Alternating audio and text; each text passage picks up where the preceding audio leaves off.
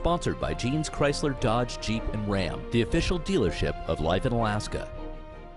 Hello, Interior Sports fans. Joe Cook here in the sports seat for you this evening. It's Friday, a nice weekend ahead, but let's talk sports first. Tonight, we talk about another re-emerging program in high school sports. Already this month, we learned of Hutchinson High School fielding a baseball team for the first time, and their softball team is preparing for just their second season. Another 3A school, Monroe, is redirecting its soccer program. The Rams haven't had a soccer team for boys or girls in about 2 years. Scott Tompkins, a former Hutchinson soccer coach, takes over Monroe's program.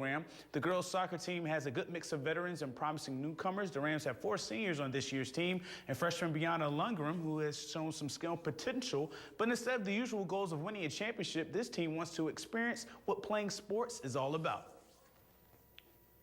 Definitely having fun. That's my main goal, at least. And I'm hoping we all work really hard and everyone has fun, because that's what sports are for. They're doing pretty good right now. We haven't learned much about the game because we're indoors, so it's kind of hard. But they're doing a lot. They're doing really good on their like background skills and everything. So it's pretty good. They're really nice, and they just kind of like help you get along with like the whole team, and they welcome you like your family. We'd like to just get the ball rolling. A lot of these girls are pretty green, and we also have some comp players. So we'll just see how the season plays out. But we just want to get in there and be competitive this year. Now, for Monroe's boys soccer team, you have head coach Scott Tompkins pulling double duty. Yep, Tompkins heads both the boys and the girls soccer teams at Monroe. The boys soccer program has also been dormant the last couple of years, but they have rejuvenated the program with some dedicated individuals. A number of players who play soccer are also on the track team. There are 15 players on the roster, but since the Big C Relays is going on this weekend in Anchorage, there were only 6 players at the Rams practice last night, but a couple of freshmen were not deterred and feel optimistic and excited about this team as a whole and this restart for Monroe soccer. It's our first year in a while. I think we're going to do some damage this year. We got a lot of freshmen, but we also got 3 seniors that are really good. We got like 5 comp players, and we got a lot of speed. First year in high school, it's good to get familiar with the older classmen and, just play soccer. We are brand new, so we've got to get our fundamentals down, and more than that, we need to work together as a team. We need to learn each other's skills and weaknesses, and we're still trying to melt together. My coaching approach is get them in shape, teach them the fundamentals, spread them out, talk to them, get them communicating, and we'll just see how it rolls out.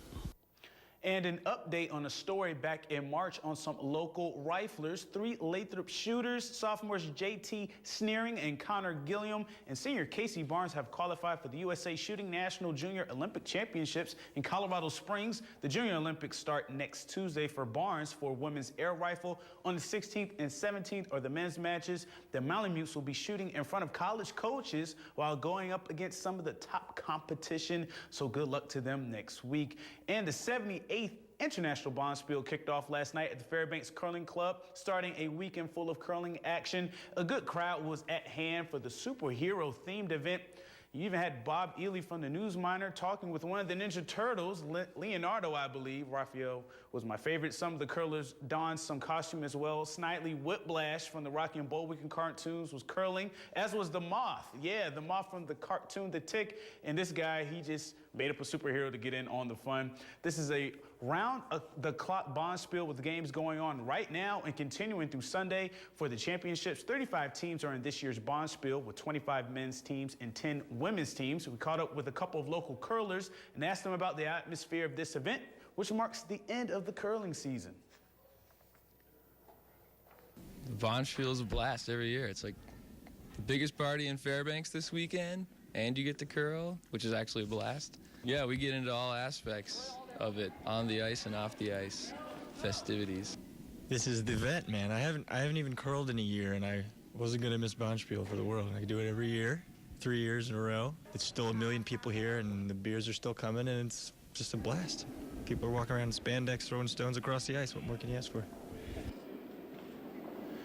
And it's kind of weird not having an Ice Dogs game tonight, but they'll be back in the Big Dipper next week for playoff hockey against the Brown Bears. And that'll do it for sports tonight. Thanks for rocking with me for a little while. For more KTVS sports, go to Twitter, YouTube, webcenter11.com, and get our mobile app. Stay cool, Alaska. Mike Schultz has your full weather forecast coming up next, and we'll catch you next time.